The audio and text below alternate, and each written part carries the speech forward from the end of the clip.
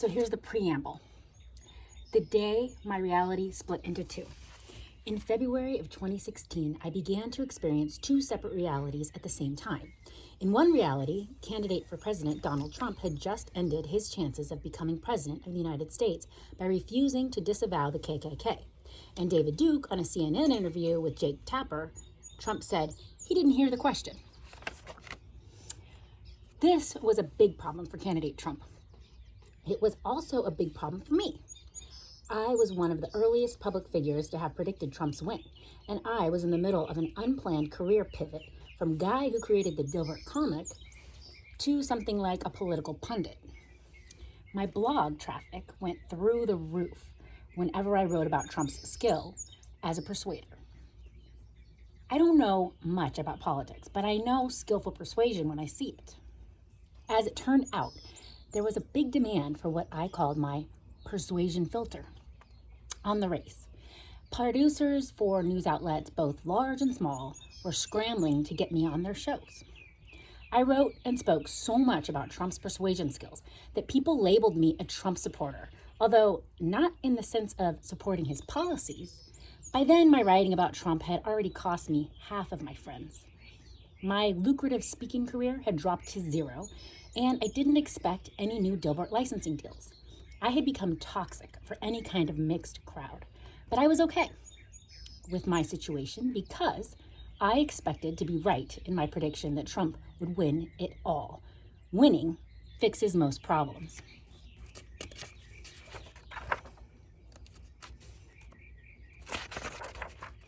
Although the polls disagreed with me, I thought my prediction of a Trump win was looking good until the Jake Tapper interview on CNN. In this version of reality, I had foolishly alienated my friends, annihilated my professional reputation, and cut my income in half. And all I would get in return was a Wikipedia entry under my name saying I had supported an alleged racist for president. The situation was less than ideal. I publicly disavowed Trump because of his CNN interview, just to get out of the blast zone. But by then, it was too late to salvage everything I had already lost. Like an idiot, I had managed to turn a respected career as one of the top cartoonists in the country into a grimy embarrassment that wouldn't wash off. That was one version of reality. I experienced a second version of reality. I experienced that second version at the same time. This version involved Trump brushing off CNN KKK controversy and going on to win the presidency. In that version of reality, I would be redeemed in the end, at least in terms of being a credible political observer. Winning always feels good. For the next several months, I lived both realities, but I trusted only one of them. I doubled down on my prediction of a Trump win. If that sounds crazy to you, well, that's nothing. We're just getting started. There's plenty more crazy in this book. So it's Win Bigly. We'll go to chapter 1, or the introduction, where I prime you for the rest. I'm a trained hypnotist, and I'm going to tell you about the spookiest year of my life. It happened between June 2015 and November 2016. Okay, that's a little more than a year. Everything you are about to read in this book is true, as far as I know. I don't expect you to believe all of it. Who could? But I promise it is true, to the best of my knowledge. I've waited decades to deliver the message in this book. I waited because the world wasn't ready, but also because the messenger, yours truly, Scott Adams, didn't have the skill to deliver it right. The story was too hard to tell, but it was important and it needed to be told. And so I waited, and I learned, and I practiced. And I waited some more. Then it happened. On June 16th, 2015, Donald J. Trump rode a golden elevator in Trump Tower to the lobby where he announced his candidacy for President of the United States. Like most observers at the time, I didn't fully understand what I was seeing. It wasn't until the first Republican primary debate that I realized what was happening right before our eyes. Trump was a no ordinary politician. He was no ordinary business person either. In fact, he wasn't ordinary in any sense of the word.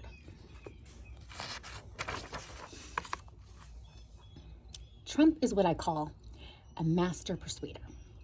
That means he has weapon-grade persuasion skills. Based on my background in the field, I recognized his talents early.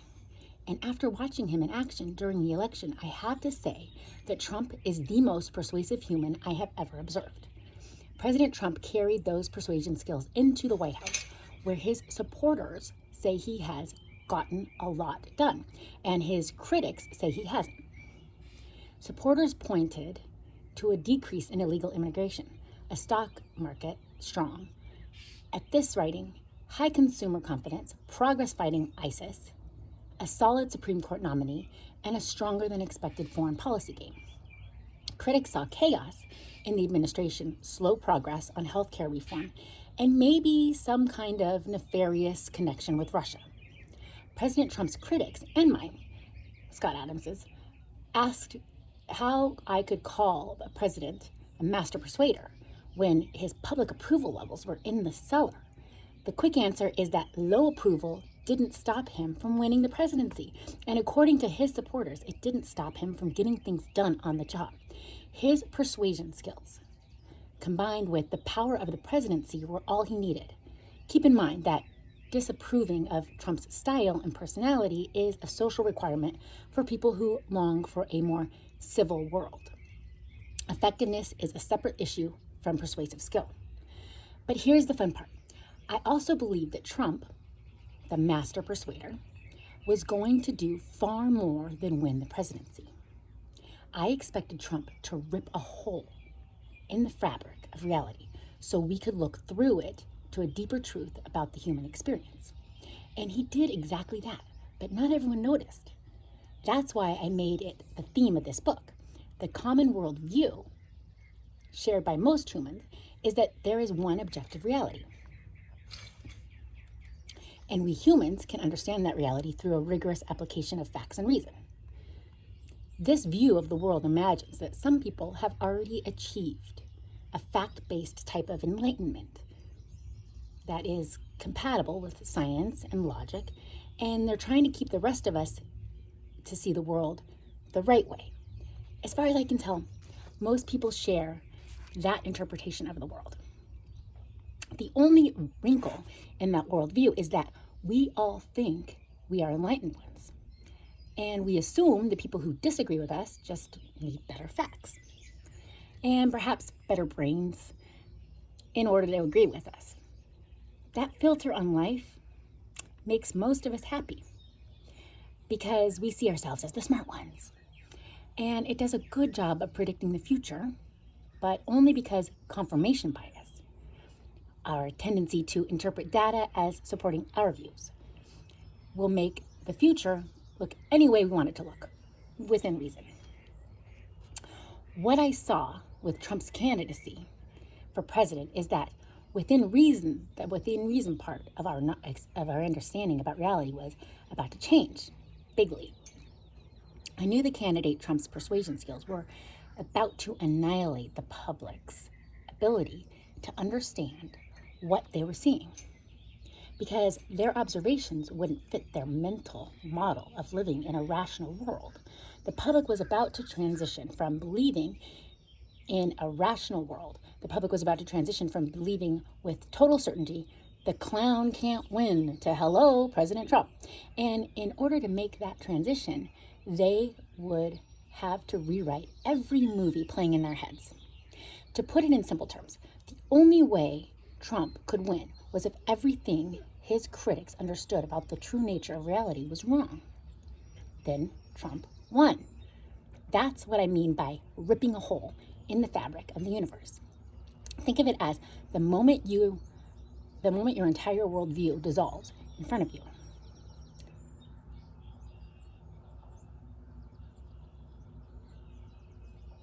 And you have to rebuild it from scratch. As a trained persuader, I found this situation thrilling beyond words. And I was about to get a lot of company once people realized what they were seeing. I'll help you find the hole in that Trump punched through the universe. So I'll help you find the hole that Trump punched through the universe, so you can look through it with me to the other side. Put a seatbelt on your brain. You're going to need it. Before we go further, I need to tell you that Trump's stated policies during the campaign did not align with my political preference. Nor do my views line up with Clinton's stated policies during the race. I realize this is hard to believe. So I'll need to give you some examples to make the point.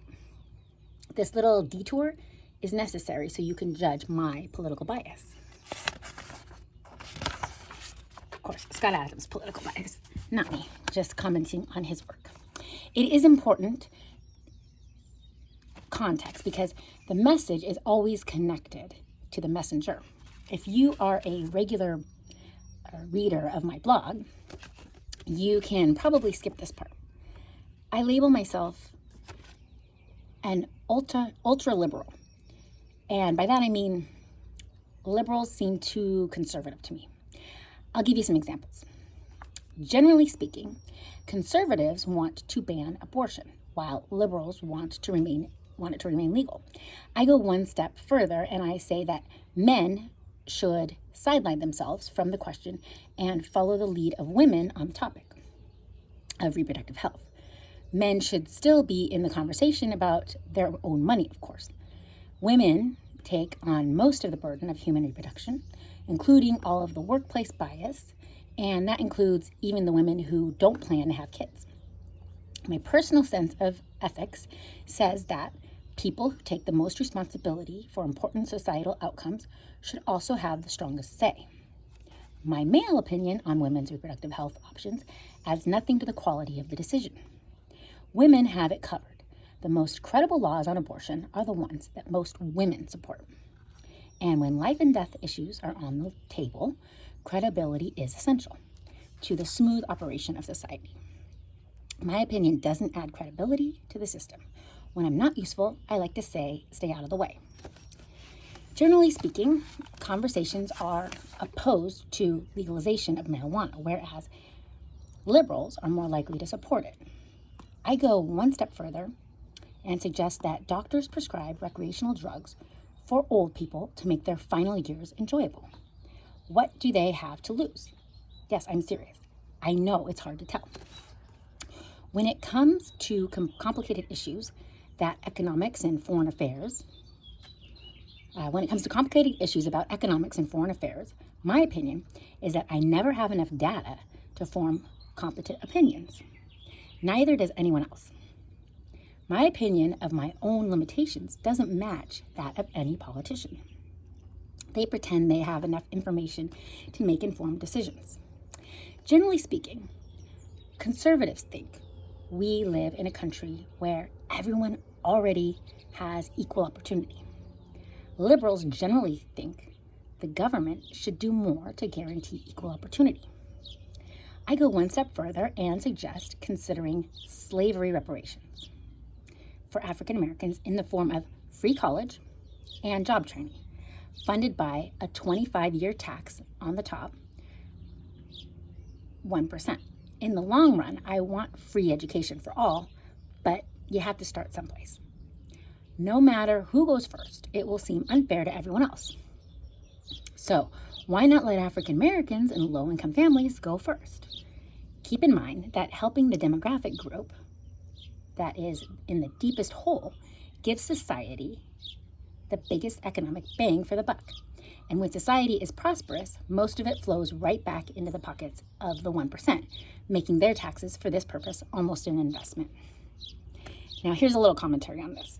So right now, it's probably harder to find this book and work of Scott Adams because he's being accused of being a racist. But I think right there, you have some evidence that he really has a lot of compassion for another race besides his own. I hope these are enough examples to make my point. I'm not on any political team, and I like it that way. We're back to the book. So this is persuasion tip number 1. When you identify as part of a group, your opinions tend to be biased toward the group consensus. Policies aside, I was clearly a Trump supporter in the sense that I spoke glowingly of his persuasion skills, his humor, and his business talent. I was among the first observers, some say the first, to identify his political maneuvering as solid strategies borrowed from the business world. I was making that point while most pundits were labeling him as an unhinged clown. I know a lot about business because I've observed it and lived it in a lot of ways. I write about business in the Dilbert comic, and I've published several business humor books. I also spent 16 years in corporate America, first as a large bank and later at a phone company. I held about a dozen different jobs at those companies and got to see business from the perspective of technologies, marketers, strategists, leaders, followers, and more. I also have a BA in economics and an MBA from the Haas School of Business at UC Berkeley. And I've managed several different types of businesses of my own. The Dilbert business is a substantial enterprise. It was a substantial enterprise. I think they're working on getting back. That's my commentary. And I manage that. I also confounded a startup called WinHub, and I helped manage that. I make no claim of being a great business person, but I can usually tell the difference between good business practices and bad. Political pundits and writers covering Trump during the campaign generally did not have business experience, and I think that put them at a huge disadvantage in understanding the power of this method. It wasn't all about persuasion. He also used high-end business strategy all the way. And you wouldn't recognize it as such if you had never spent time in that world. As I grew my number of social media followers by attracting Trump supporters, it was fun to play to the audience. They liked pro-Trump humor and content, and I enjoyed delivering it. The funniest observers of the election seemed to be on the political right, and I'm attracted to funny. I did sometimes criticize Trump, and I sometimes praised Clinton when her persuasion game was good, but I made no attempt at balancing the two for the sake of appearances. The mainstream media was doing a good job of covering all of the candidates' flaws and features. My primary interest was the topic of persuasion. And on that dimension, Trump owned the election until the summer of 2016. That's when Clinton's persuasion game went weapons grade, and it became a fair fight for the first time. If you would like to see my list of Trump's mistakes, I've organized them in Appendix D.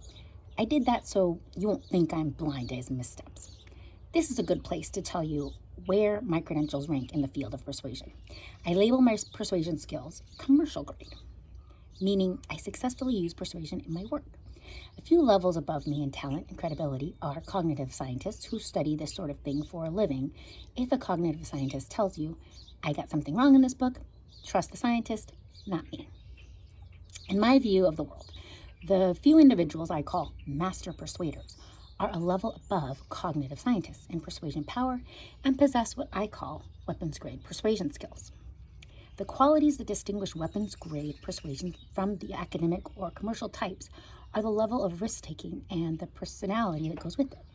Trump, the candidate, had an appetite for risk, a deep understanding of persuasion, and a personality that the media could not ignore. He brought the full package. Here's the summary of the persuader types. The most powerful are at the top. Master persuaders includes several presidents, Steve Jobs, Peggy Noonan, Tony Robbins, Madonna, etc. Cognitive scientists and commercial grade persuaders, people such as Scott Adams. I'll try to compensate for my lack of a PhD in cognitive science by linking to sources where it makes sense. But much of this book is based on decades of personal practice and observation of what works and what doesn't in the realm of persuasion. I encourage readers to remain skeptical and to check any of my claims on their own. A simple Google search will confirm or debunk almost anything I say in this book about persuasion. But Scott, Trump is a horrible monster, isn't he? Trump's critics were appalled that I could say anything positive about this horrible monster that they expected to sprout horns at any moment. To them, my so-called support of Trump represented a big risk for the country, and it was the most despicable thing I could do. They worried that my writing would help get this racist, sexist, disrespectful, xenophobic hater elected. And they asked me how I could live with myself as Hitler's little helper. Wasn't I taking a risk with the future of the entire planet? Was I putting everyone's life in danger just to have some fun and get some attention? The simple answer is that I didn't see any of their concerns as real. In Trump, I saw a highly capable, yet flawed man trying to make a positive difference. And I saw all of his opponents' fears as the product of heavy-handed political persuasion. No one becomes Hitler at age 70. We would have seen a lot of warning signs during his decades of public life. And I kept in mind that most Republican candidates for president have been painted with the same Hitler brush, and it hasn't been right yet. In a similar fashion, a new President Obama was not part of an Islamic terrorist sleeper cell, as some of his critics claim. I saw candidate Trump as the target of the same sort of partisan hysteria. Like much of the public, I saw a scary extension and extremism in Trump's language and policy preferences during the campaign. But I recognized this hyperbole as weapons-grade persuasion that would change after the election, not a sign that Trump had suddenly turned into Hitler. When Trump saw and said he would deport millions of undocumented immigrants who were otherwise obeying the law, his critics saw it as the beginning of a Hitler-like roundup of people who are different in some way. I saw it as a thoroughly impractical idea that served as a mental anchor to brand Trump as the candidate who cared the most about our porous borders and planned to do the most about them. Never mind, the initial deportation plan was mean, impractical, and many would say immoral. Trump's position gave him plenty of room to negotiate back to something more reasonable after he was in office. That's exactly what happened, even if you don't like where it ended up. As I write this, President Trump's current immigration policy is focused on deporting undocumented immigrants who committed serious crimes after entering.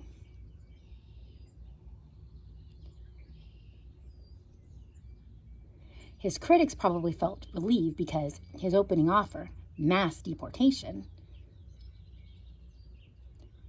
was so aggressive that his current policy seems more reasonable than it might have without the opening offer. For contrast, that is classic deal-making. You start with a big first demand and negotiate back to your side of the middle. When candidate Trump answered questions about policies, it was clear he didn't have a detailed understanding of the more complicated issues. Most observers saw this as a fatal flaw that would keep him out of the White House. I didn't see it that way. I saw it as Trump recognizing that people don't use facts and reason to make decisions.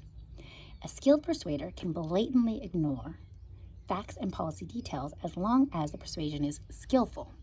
Candidate Trump matched the emotional state of his base and matched their priorities too. His supporters trusted him to dig into the details once elected, with the help of advisors and experts, and that's what happened.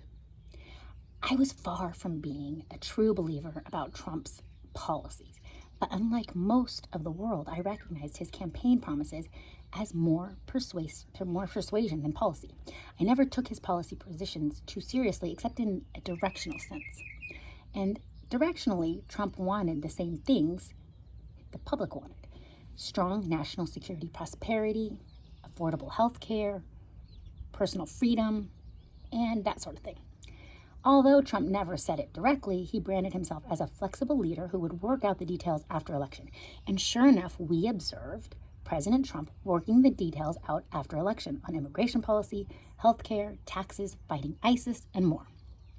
President Trump's policy evolution was generally in the service of moving toward the political middle, as presidents generally do, creating haters on the right as well as the left. My point is that I wasn't invested in Trump's stated policies because I assumed he would drift toward the acceptable middle once he was elected. And that's what we saw.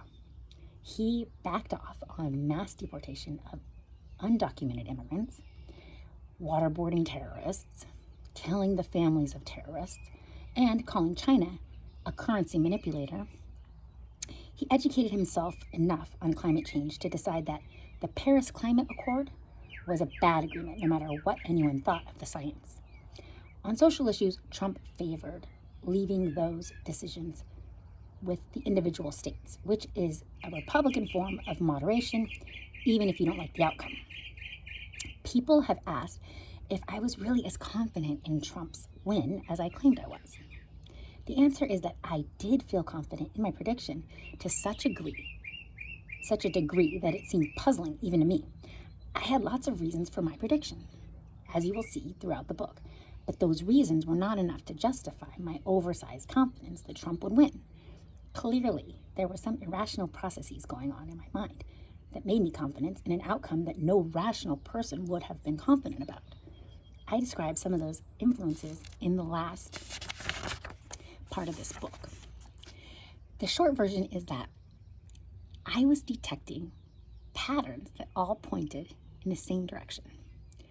But all of that could have been confirmation bias or magical thinking. There were a few times during the campaign, usually after Trump did something spectacularly provocative, where my confidence was challenged.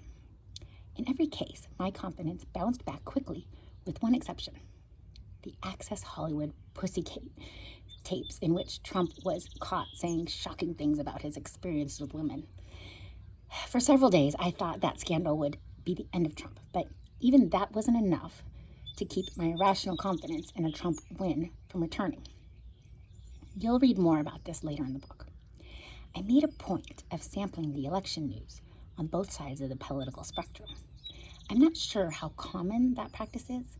Most people are habit-bound to the news sources that tend to agree with them. The voters who were consuming only left-leaning news were convinced Trump was a monster.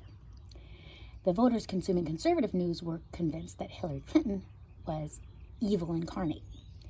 If you don't sample the news on both sides, you miss a lot of the context. For example, when candidate Trump allegedly mocked a writer with a bad arm, the anti-Trump press played the video on loop to portray him as a bad person.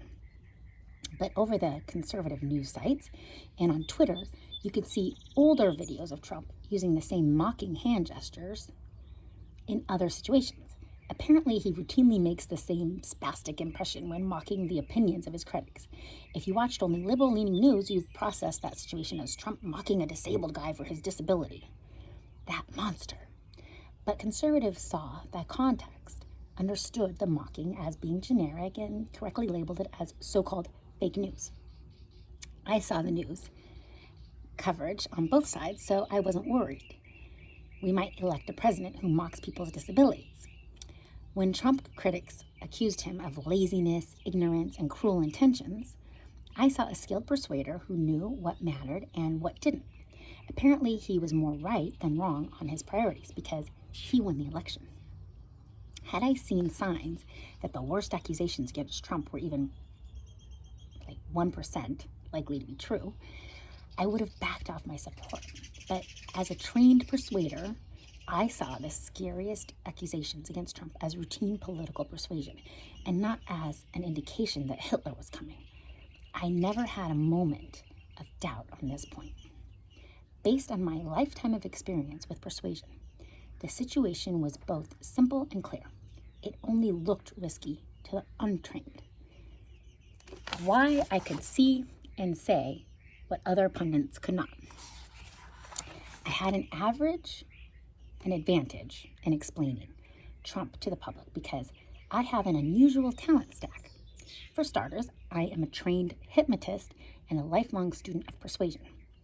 Trained persuaders recognize the techniques used by other persuaders in a way that the untrained do not. So I had that going for me. As I mentioned, it was also among the first to point out that Trump was using high-end business strategy that looked crazy to political pundits who had no business experience. I have extensive business experience across a variety of fields. So most of what Trump was doing looked familiar to me. For example, where others saw Trump pushing outrageously impractical and even immoral policies, I saw him using standard negotiating tactics and hyperbole to make it easier to find the middle ground, and he did. Like Trump, I grew up in New York State. That helped me understand his communication style. The provocative things Trump said during the campaign shocked much of the country. But to New Yorkers, such as me, talking in a way that sounds unnecessarily provocative, as Trump often did during his campaign, is what New Yorkers call talking. My claim is that it's easier for a New Yorker to understand another New Yorker than it is for a Californian to understand a New Yorker. I had a lot of advantages in understanding Trump's communication style and his powers of persuasion. But when it came to communicating what I knew, I had one enormous advantage that almost no one else covering the election had. I wasn't doing it for the money. I'm already rich. No one owns me. The common business term for the situation is having FU money. And I have it. That gave me the freedom to say whatever I thought was both useful and true. And thanks to my popular blog at dilbert.com, I had a direct channel to the public. I also knew there would be plenty of haters coming at me as soon as I started saying good things about Trump's talents. And come after me they did. Amateurs, professionals, and paid trolls alike. Luckily for me, I had a 3-word philosophy beginning with F and ending with money. That covered the situation. And I made sure my readers knew that's how I was thinking. The freedom to say whatever I wanted to say and to do it publicly was half the fun. Oh, I also have one more thing going for me. I don't feel shame or embarrassment like normal people. I wasn't always this way. It's a learned skill, and I knew it would take all of my embarrassment avoidance talents to survive what I expected would be a year of abuse at best, and at worst, if my critics are right, a lifetime of mockery for the things I was about to say in public. That kind of risk has never stopped me from doing anything I confess to enjoying the adrenaline of it all. I invite you to come along for the ride in the form of this book. You're going to like it. I invited people of all political perspectives to enjoy this book without getting sidetracked by politics. I won't be discussing policies except in the context of persuasion. This book isn't designed to change your mind about policies, politics, or about Trump. All I hope to do is teach you some things about persuasion by wrapping it all in an entertaining first-person story. With your permission, let's do it. All right, so come back next time and we'll keep going on the book. We'll start with part 1, but that was the intro. If you want to learn persuasion and work on your talent stack and hear how some successful people succeed, think of a mindset that kind of gets you going in life in a way that is helpful no matter what. This book is good. It'll help you do it. So come back and we'll go on to part 1. So like, subscribe, all that good stuff. Comment.